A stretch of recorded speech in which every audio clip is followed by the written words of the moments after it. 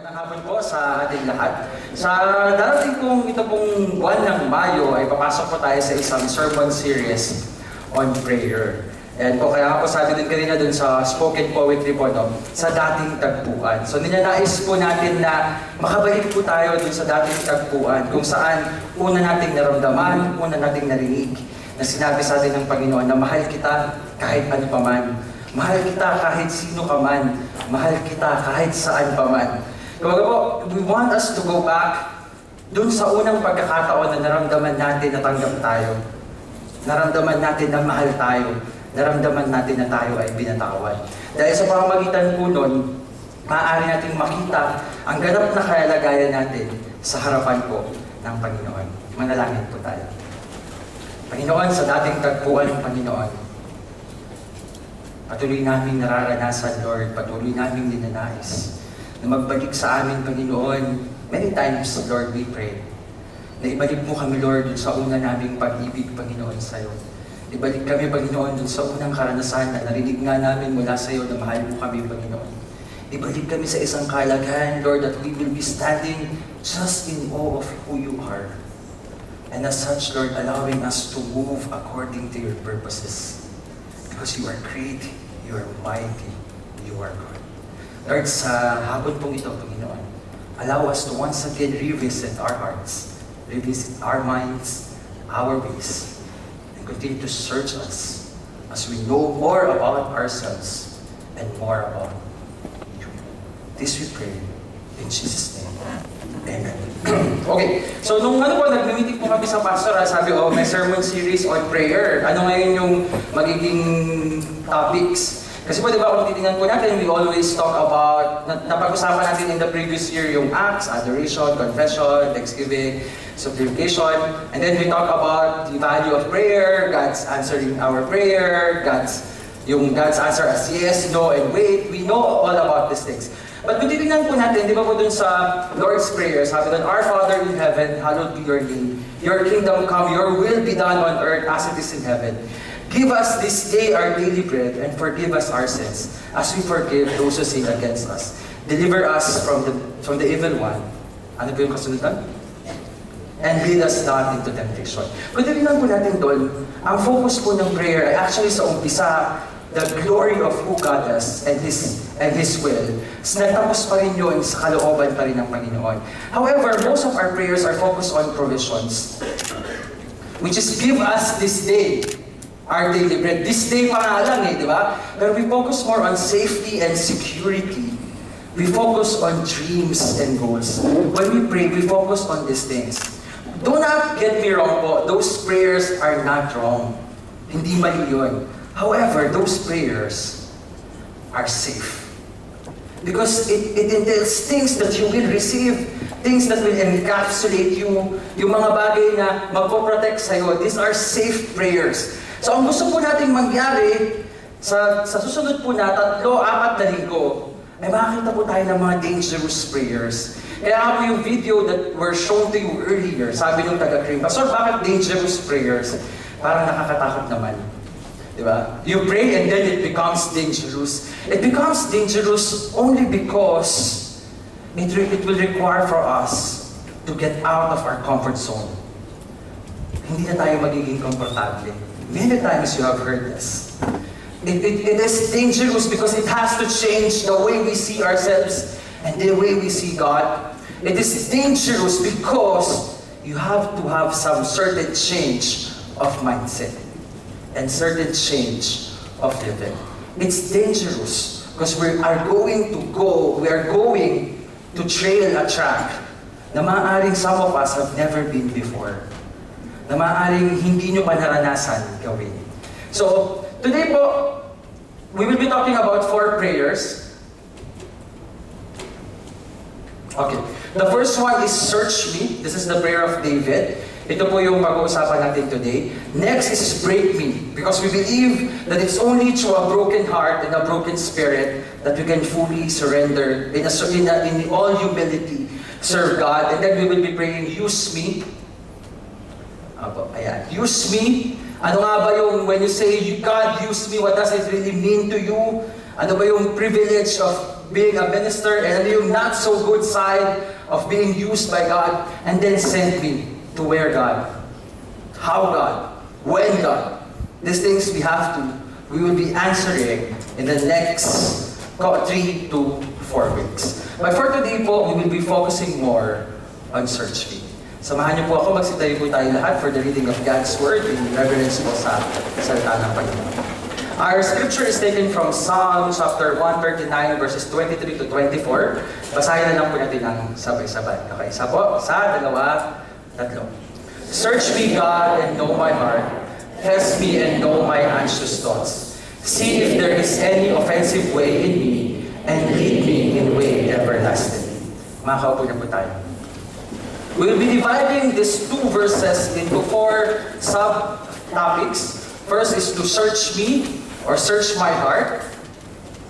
Next po, test me and know my anxious thoughts. See if there's any offensive way in me, and lead me in way everlasting. Ngayon, bakit daw yun naging dangerous? Why is it that search me, God, is a dangerous prayer? Next po. Because first, it will require you to be honest. Honesty ang unang-una. Kumbaga, hindi na... Kung makikita po natin yung earlier verses ng Psalm 139, David acknowledged the omniscience of God, that He is omniscient. He acknowledged that He's omnipresent, He's all-powerful. So lahat ng bagay na yun, binanggit ni David. At the same time, he acknowledged that God is personal. Kilala niya si David. Into the very details of who David is, he knows. Kaya po sinasabi po natin, we just have to be honest with a God who already knows. With a God who already knows what's inside and outside of our being. Alam na po niya. So ang isang bagay po, it's dangerous because we have to be honest. And like sinasabi nga po natin, di ba, we love to put masks. A facade that we are okay. But this time, what we're saying, it's okay not to be okay.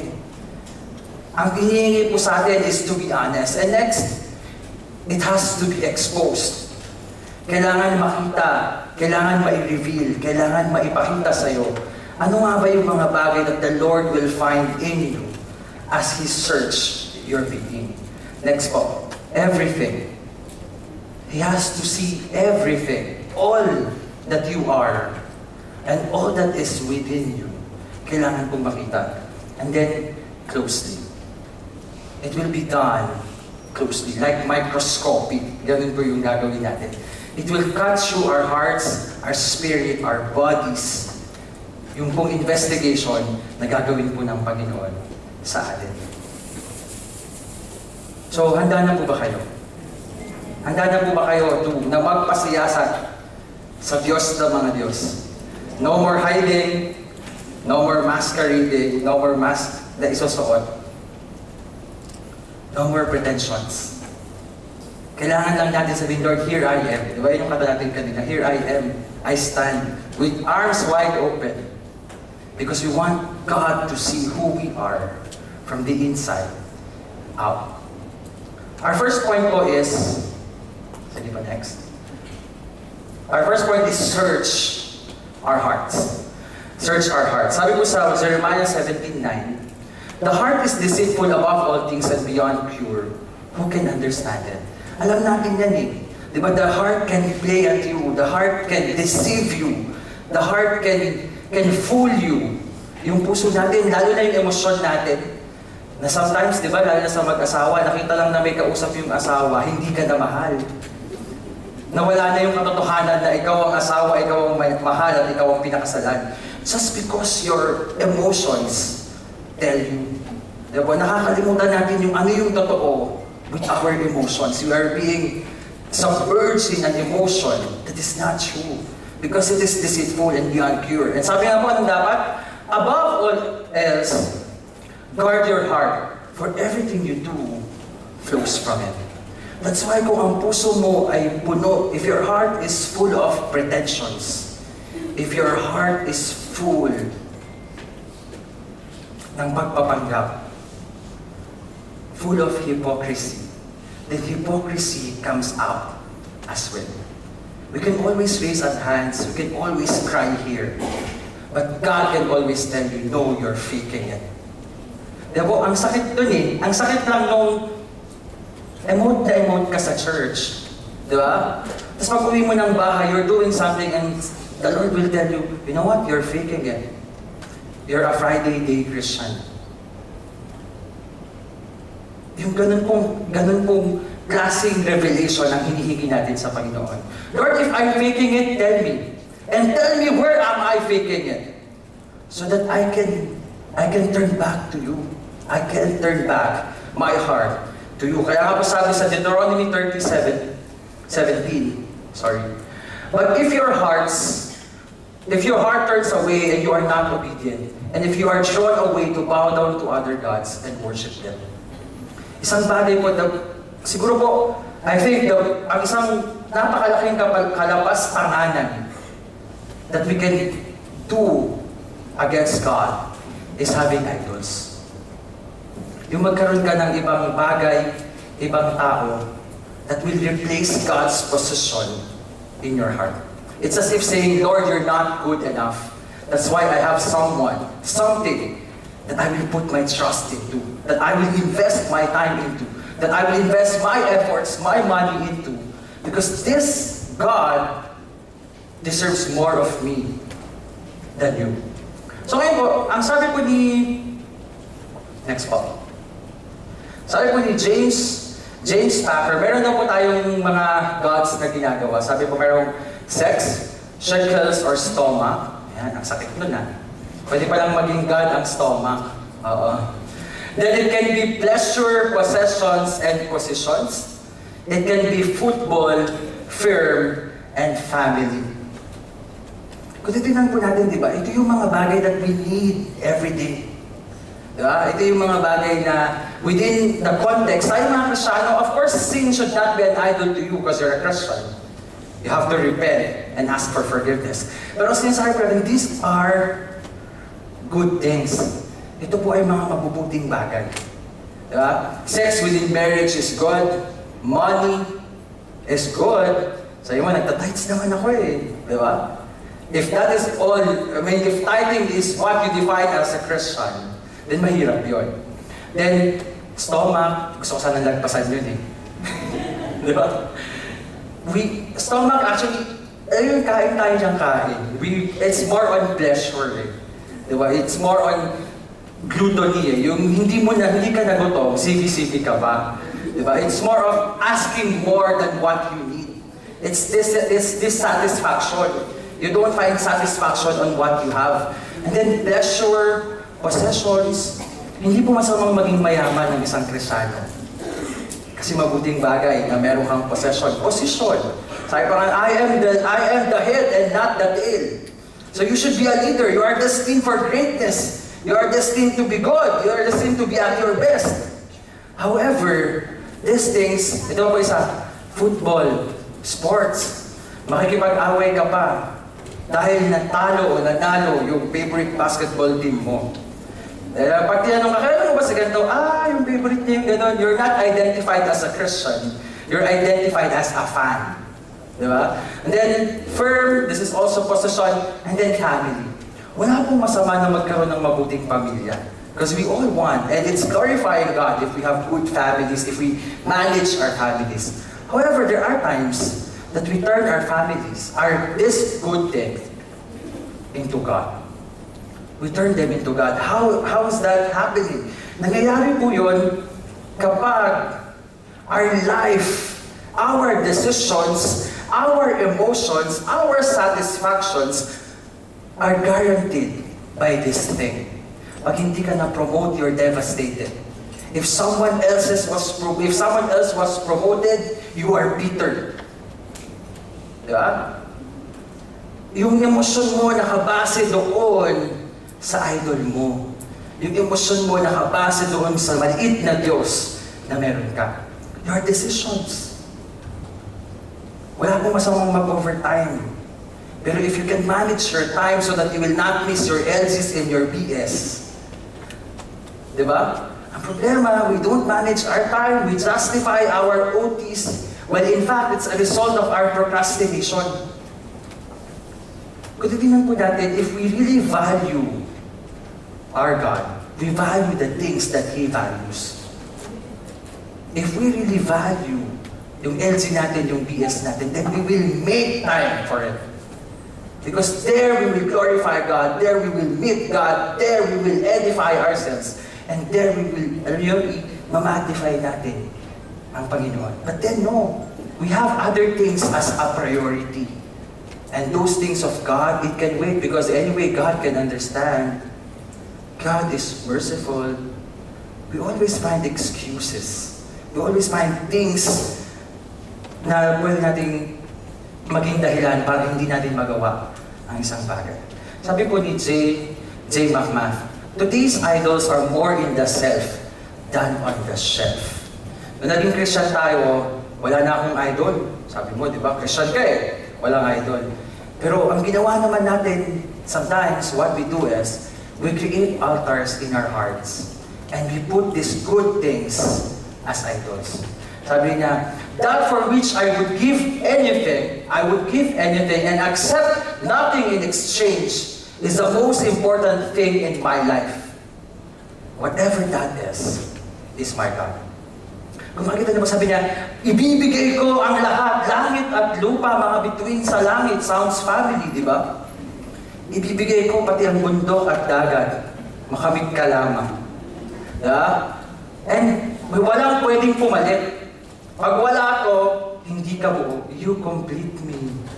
Di ba? May mga ganun eh. Pag hindi nangyari itong bagay na to, I'm not good enough, I'm not full, I'm not complete. So, that becomes the most important thing in your life. Yung nagiging mahalaga sa buhay mo. And whether you like it or you like it very much, that becomes your God. For it dictates your existence. Yun na yung nagiging purposes mo. Ngayon, ano po yung dapat natin gawin? What we have to do is, we have to break down, sabi ko sa Deuteronomy 12, you break down their altars and smash their sacred pillars, burn their Asherah poles and cut down their carved idols, completely erase the names of their gods. Ang dapat daw po natin gawin is i-break down our idols. Sirain, basagin, durugin ang ating po mga idols. Paano yung gagawin? You have to admit it. Huwag mo nang itago. Harapin mo. The Lord, mas mahalaga sa akin ang pamilya ko, ang mga anak ko than you. Huwag mo silang i-break, pero i-break mo yung altar na ginawa ko for them. Di ba? Lord, mas mahalaga sa akin yung trabaho na meron ako. Lord, break the altar that I made, I have established for my work. That it is more important than you. Lord, my self-image, the way people see me is more important to me than them seeing you in me.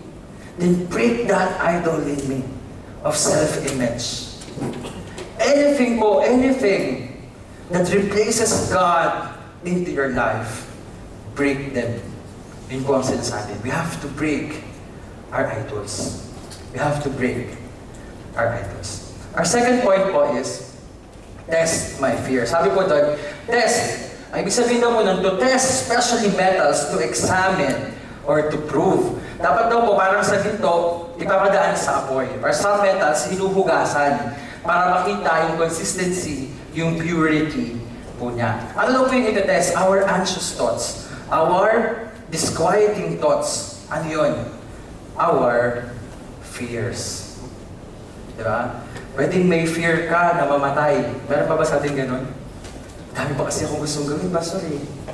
Not realizing that to be absent with the body is to be present with God. And sana yung gusto mong gawin is, diba, to live is Christ and to die is gain. Natatakot kang hindi magkaasawa at the age of 35 kasi sabi nila may expiration date ka. And that defines who you are. Sige, kahit sila lang, unang pumasok dyan sa pinto, tatanggapin ko na.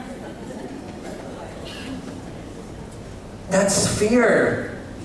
Yun po yung mga anxious thoughts. Yung hindi ka makatulog sa gabi. Takot kang magutom. Kaya may lagi kang may noodles sa bahay. Alam mo, sometimes we have fears, irrational fears. Alam mo, fear of the unknown, hindi pa nangyayari, takot ka na. Di ba? Hindi pa nangyayari, natatakot ka na. Takot tayong magkamali. Takot tayong masabihan ng hindi maganda. Takot tayong mabuna. Kaya you try to please everybody. Marami po different kinds of fear that may be controlling you. Fear of failure. May mga ganun Takot na mag-fail. That's why they will try their best, anything and everything, just to succeed. We have those kind of fears. Meron daw pong isang lalaki na pupunta sa interview. Paglabas na ng bahay, nakakita siya na wala na yung puting pusa kanina umaga. Orange na siya kanina. Meron pong siya nakita itim na pusa paglabas na ng pinto. And then what he did, he ran back sa bahay. Sabi niya, hindi ako pwedeng pumunta sa interview, may itim na pusa. Mamalasin ako. Hindi din ako matatanggap, so why waste my time? It's a bad sign. O, diba? Kaya tinanong niya, ito niya yung kaibigan niya sa flat, sabi niya, ano bang mangyayari sa akin kapag nakakita ko ng itim na pusa? Yan, takot yung pusa Ano ba yung sinasabi niya ito? Pag nakita ko yung itim na pusa, ano ba yung mangyayari sa akin? Ang sabi ng kaibigan niya, wala. Unless you're a rat. Walang mangyayari sa'yo unless isa kang daga. Sometimes ganun po yung ginagawa natin. Sometimes we make our fears the cat and we look into ourselves as rats. Kadiri, di ba? Pero pag titignan po natin, ganun natin tingnan minsan yung mga kinakatakutan nating bagay. Na para bang yung bagay na yun will hinder us from fulfilling our purposes, for doing our activities. Just because we don't see ourselves the way we should be seeing ourselves. Sino pa nakapanood ng Chronicles of Narnia? Maganda po ba yun? Mga 5 tayo nakanood. So mamaya ikwento nyo na lang sa kanila. Doon sa hindi nakapanood yung Chronicles of Narnia. May pag-uusap po din si Lucy at saka si Aslan. Sabi po ni Lucy doon, next po. Sabi niya, Aslan, you're bigger, Lucy said. Sabi naman ni Aslan, that is because you're older, little one, he answered. Not because you are? Parang hindi ba dahil mas matanda ka na ngayon, Aslan? Sabi niya, no, I am not. But every year you grow, you will find me bigger. Habang lumatak ka, habang tumatanda ka, you will find me bigger. Ano ibig sabihin nun? The more we mature in faith, the more we know the more we know more about God, the bigger we see Him. Diba? So, sa next time na lalabas ka at makita ka ng itim na pusa, my God is bigger than this. Diba? Kapag na-reject ka sa trabaho, no, my God is bigger than this. You begin to realize how big your God is.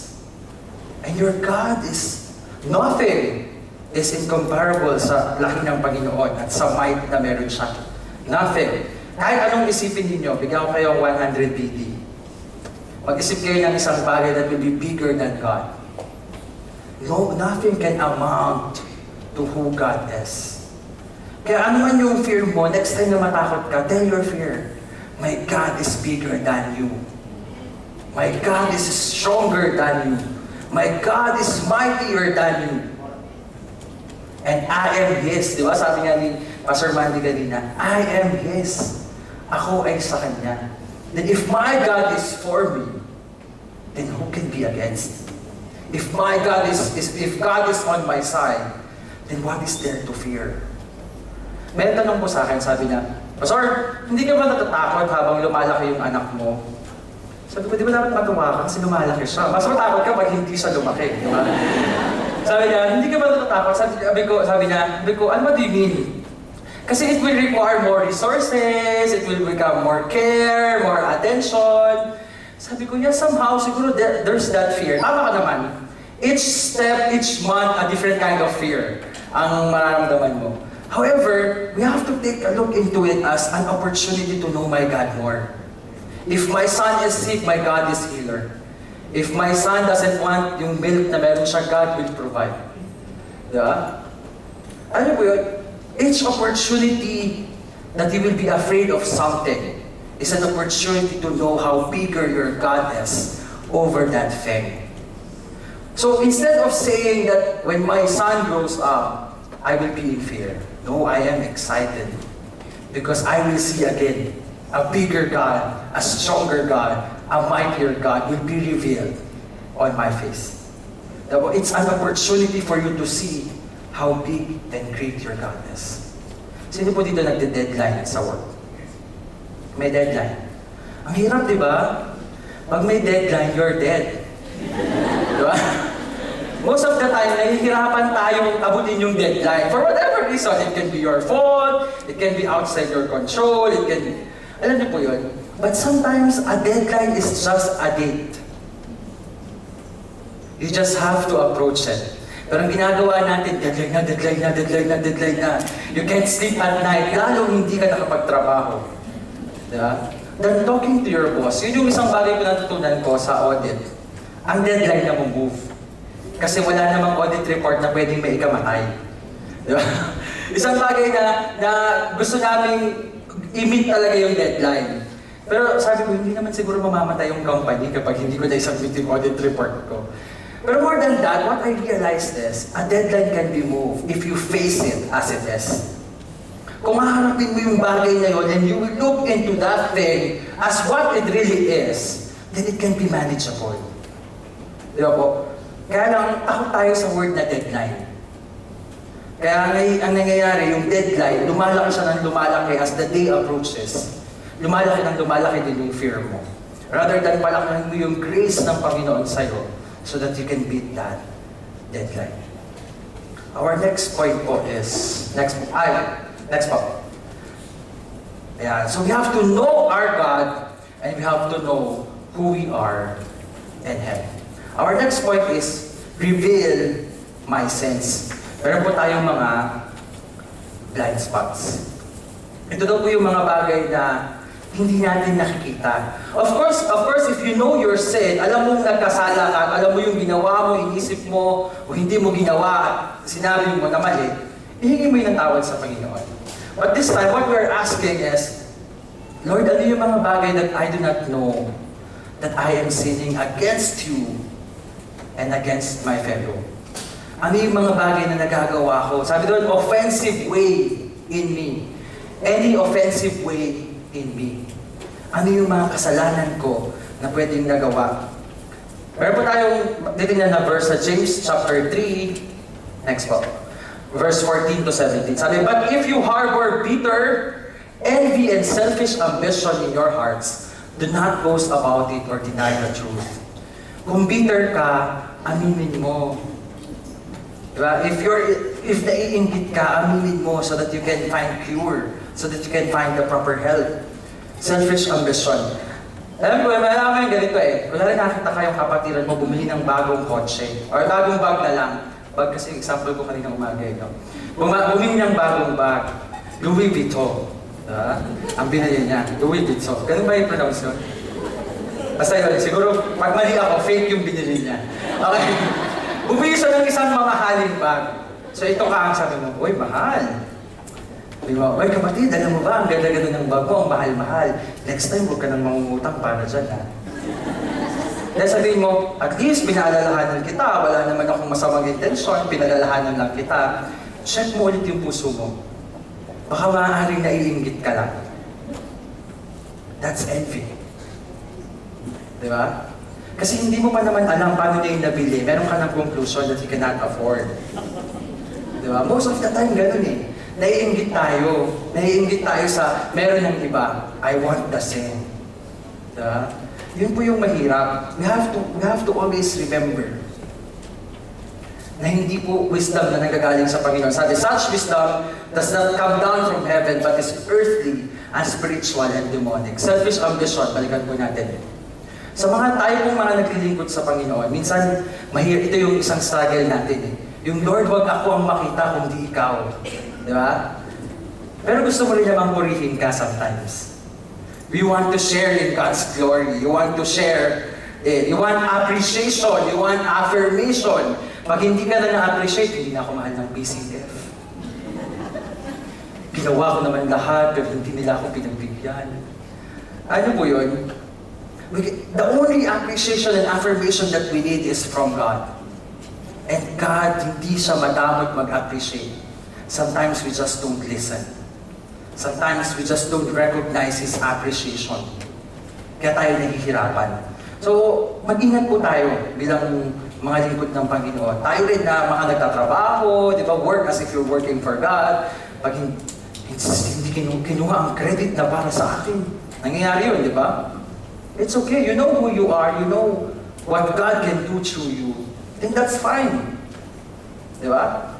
Ang sinasabi lang po natin, yung selfish ambition po natin, let it not go before our motives. Yung mainam na motibo natin sa paglilingkod natin sa Panginoon. Sabi rin po, for where you have envy and selfish ambition, there you find disorder and every evil practice. Di ba kapag meron kang inggit o meron kang selfish ambition, ang gagawin mo, i-cover mo ng i-cover yung kasalanan. Di ba, yan yung isang kasalanan ni David eh. Nainggit siya sa asawa ng iba. Nag-commit siya ng adultery. Nagbunga. Pinapatay. Sunod-sunod na kasalanan. Sunod-sunod na mga pagkakamali ang nagawa niya. Kaya you will find disorder because of this things. Ano daw po ngayon yung, paano mo malalaman? Ano naman yung sa Panginoon? Sabi po dito, next po. But the wisdom that comes from heaven is first of all, pure. Wow! Pure. Binati ka this morning, this afternoon. Gumaganda ka. Ay, naku, mamumutang ito. Very pure. Ano po yun? Di ba? We always pass on judgment easily. Napakadali natin manghusga ng tao. Napaka-pure ng puso natin. Ang sinasabi ko po, dapat bantayan ng puso. Because whatever it is pure, our thoughts should be pure. It has to be peace-loving. Dapat mahilig tayo sa kapayapaan. We don't enter into arguments. We don't enter into fights.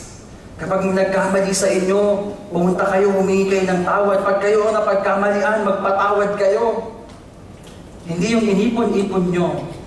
Okay, hindi pa naman masyadong malaki. Next week ulit. Tapos next week ulit. Diba? That you become more sensitive na naghahiram sa'yo. Dahil sa pinagpatong-patong mo niya yung nagawa na laban sa'yo, maliit na bagay, makanti ka lang, aaray ka. Diba po? So, dapat po, sabi nga, we don't go for long list of offenses. For blessed are those who let offenses pass. So, dapat daw po, we have to be considerate also sa BS. Pagkakain ka, make sure, isipin mo, may iba pang kakain. Diba? Simpleng example. Diba? Pag 50 kayo dun sa BS Diba? Limited ang food. You have to be considerate of others.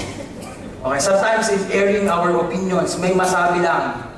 Just because you want to say your opinion, you don't care what others will feel and think. Gusto ko lang sabihin kasi itong gusto kong sabihin Tama naman ako Diba? Sometimes we even say that. Tama ka naman nga.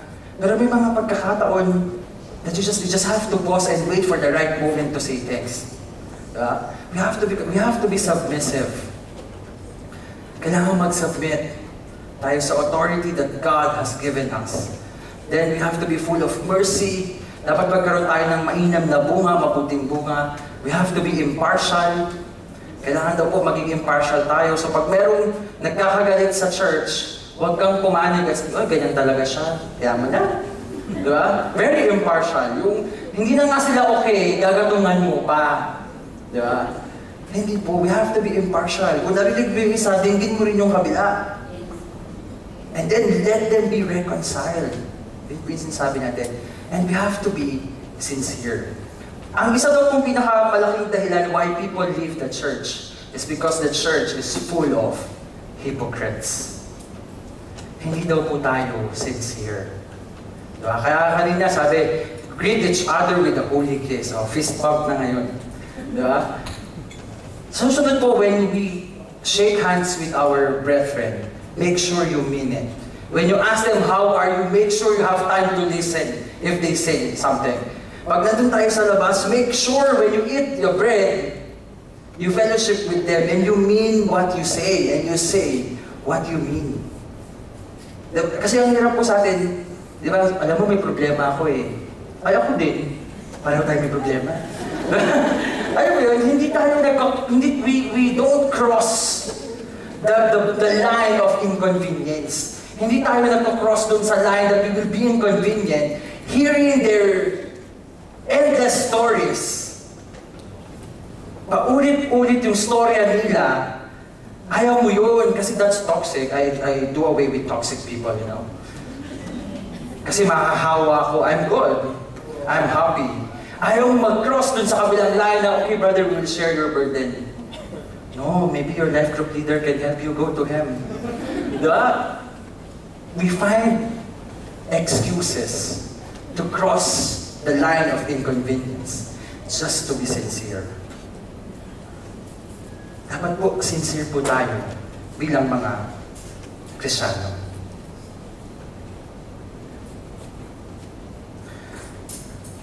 So ngayon po, meron pong suggestion si Pastor Craig Groeschel. I don't know if that I pronounce it right. Para daw po malaman natin if meron tayong mga blind spots. Yung mga bagay na hindi mo alam na gagawa mo pala. Una, what are others trying to tell me? Sinasabi na nila sa'yo, ganyan ka, pero ayaw mong maniwala. It can be a blind spot. Then you rationalize for it for some time. Hindi, mabuti naman ang intensyon ko eh.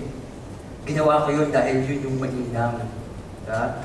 Then, tapos pag kinulit pa, sinabi na hindi na nga ako ganun eh. Ang kulit mo, no?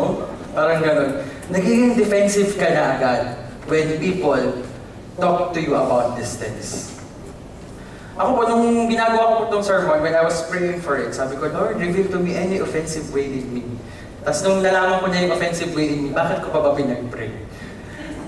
Sabi ko, Lord, reveal to me any offensive way in me so that I can do something about it. Sabi ng Panginoon sa akin, you are harsh. Masakit ka magsalita. Marami pong mag-i-amen sa inyo. I'm sure. And so, marami nagsabi sa akin doon, ikaw masyadong magsalita, ganyan. Sabi ko, hindi. Para naman yung sa ikabubuti nila. Those I rebuke, I love. O, di ba may verse pa? Those I rebuke, I love. Then, during that time of praying, sabi ko, Lord, harsh ba talaga ako? Hindi ko matanggap eh. Lord, mahal ko lang naman sila, dinidisiplina ko lang naman sila. Yeah, number 2, rationalization. I rationalize. Na Lord, this is my shape. Ganito mo akong create. Na harsh? Parang hindi ata. Sabi ng Lord, no, you can be kind. You can be patient. You can be good. That's the fruit of the Spirit. So kung meron po ako nasaktan sa inyo because I'm harsh, patawarin niyo po ako. And I am working on it by God's grace. Na next time, hindi na ako harsh. Less harsh na lang. No. Seriously, we become defensive about it. May nagsabi nun sa akin, sabi, hindi mo alam sinasabi mo ha? Diba? Parang, lalaban yung sutukan eh. You become defensive about things that you do not see. Pero ang kailangan po natin gawin, Lord, reveal to me, use people to tell me. Di ba, Carl? Oh, nakita kita eh, tumawa kayo. Okay, use people to tell me anything offensive in me and be accepted by God's grace. Huwag naman kayong manakit din, no? Sana pag nag-pray kami ng, Lord, reveal to me any offensive way, mag-pray din kayo para hindi tayo magsakitan. Pero sinasabi lang po is, we ask God kasi we want to be like Him. We want to become like Jesus. We want to sound like Him, look like Him, act like Him, talk like Him. And Jesus is not offensive. His words are offensive to those who are not on Him. Pero His character is not. Because He's loving. Yun po yung lagi po natin tandaan. Ano daw po yung kailangan natin gawin? Sabi po, bear with each other and forgive one another if any has a grievance against someone. Forgive as the Lord forgave you. Dapat daw po, palagi tayong humihingi ng tawad sa Panginoon at humihingi ng tawad sa kapwa natin. Bakit daw po mahirap humingi ng tawad sa kapwa? pride. Because maybe you don't recognize your fault. At this time, sinasabi ka natin, Lord, reveal to me anything that is offensive in you. Hindi po madali. Hindi madaling mai-correct. Lalo na kung magko-correct sa'yo, mas bata sa'yo. Or in position, mas mababa sa'yo. Mahirap. Yung sister ko, lagi akong kino-correct. At nasasaktan ako. Pero I am thankful for her life. Dahil para siya, sabi ko, you know, ikaw ang aking sandpaper. Kasi every time I talk to you, I see myself again going back to God and asking forgiveness. Find a person like that in your life. Humanap po kayo ng sandpaper. May puting sandpaper naman. Humanap kayo ng sandpaper sa buhay ninyo who can correct you, who can rebuke you with love, who can tell you the truth in love. Lastly po, next one. Lead me in the way everlasting. We have to be holy, we have to be set apart. Sabi po sa 1 Peter 1:15, but just as He who called you is holy, so be holy in all you do, for it is written, be holy, because I am holy. Sabi po sa 2 Corinthians 7:1, therefore, since we have these promises, dear friends, let us purify ourselves for everything that contaminates body and spirit, perfecting holiness out of reverence from God. And lastly, sabi po sa Hebrews 12:14, make every effort to live in peace with everyone and to be holy. For without holiness, no one will see the Lord. No one will see the Lord. Kailangan daw po tayong maging banal, set apart. Pinaging banal tayo kay Kristo. And we take every effort to stay the same sa pamamagitan po ng biyaya ng Panginoon.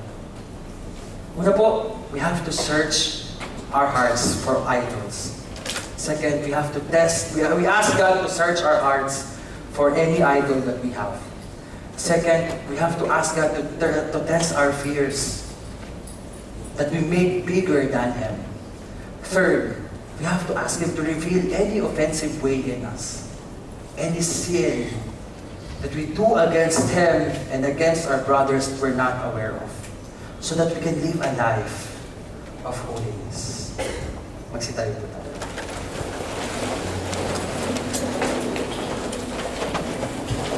Habang nakapikit po tayo lahat, gayahin po natin yung ginawa ni David. For a few minutes, while all eyes are closed, can you remember yung kabutihan ng Panginoon on a personal level sa mga buhay ninyo? Can you go back sa dating tagpuan? Can you go back to the first time that you hear from God, anak, mahal kita. Anak, tinatanggap kita. Anak, pinapatawad kita. And while thinking, can we go back again? Remember that we are talking now to the God who has created the heavens and the earth. A God of gods, the King of kings, the Lord of lords. You are talking to someone who was willing to die on the cross for you. Remember, alalahanin po natin.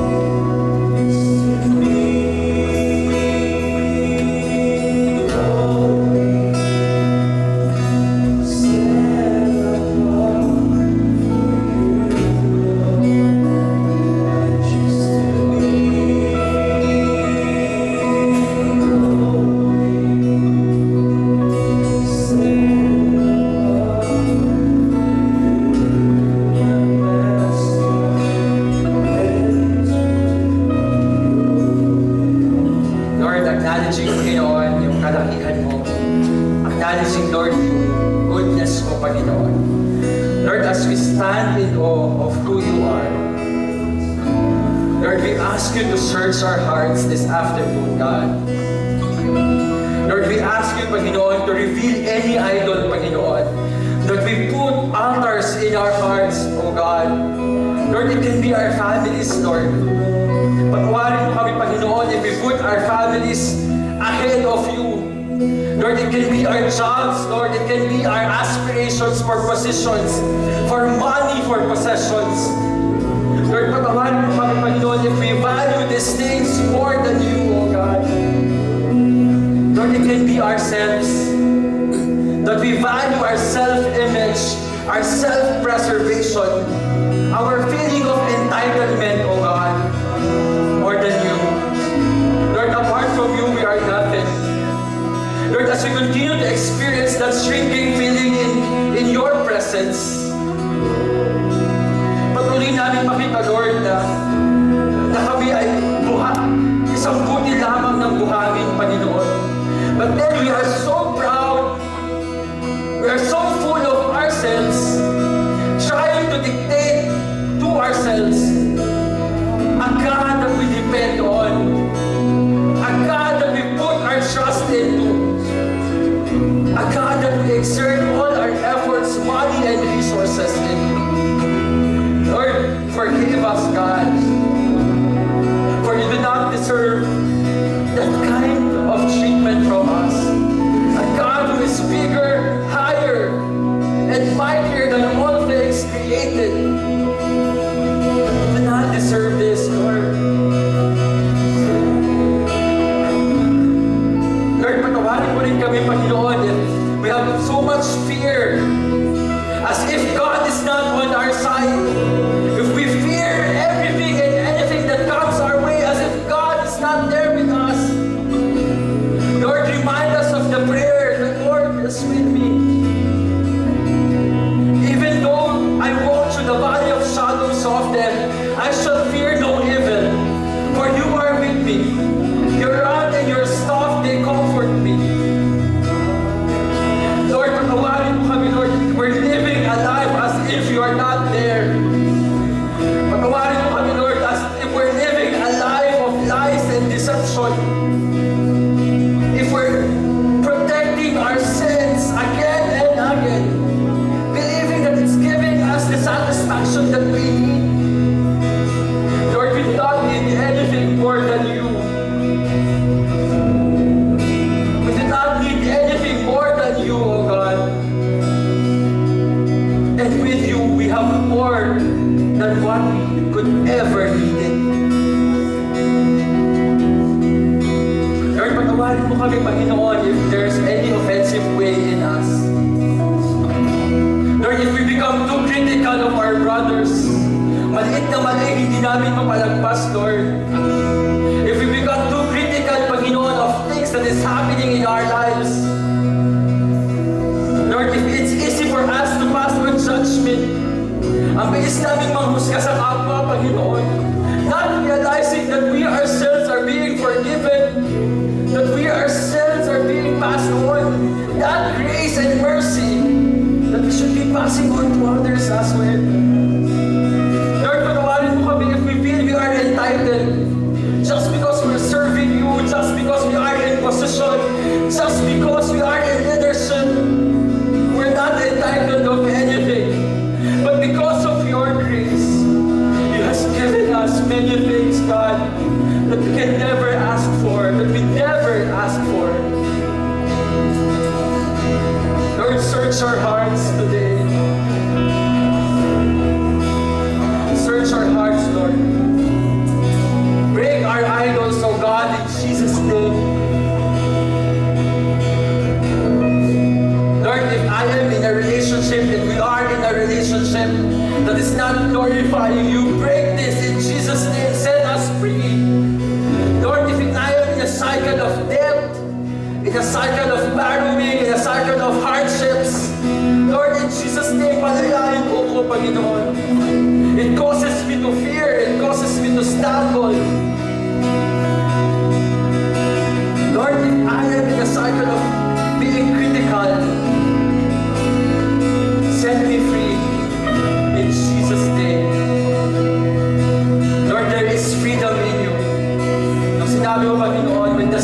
Son man has set us free, we shall be free indeed. Kaya Lord, today, Panginoon, as you continue to search our hearts day by day, we ask you, God, come through our hearts.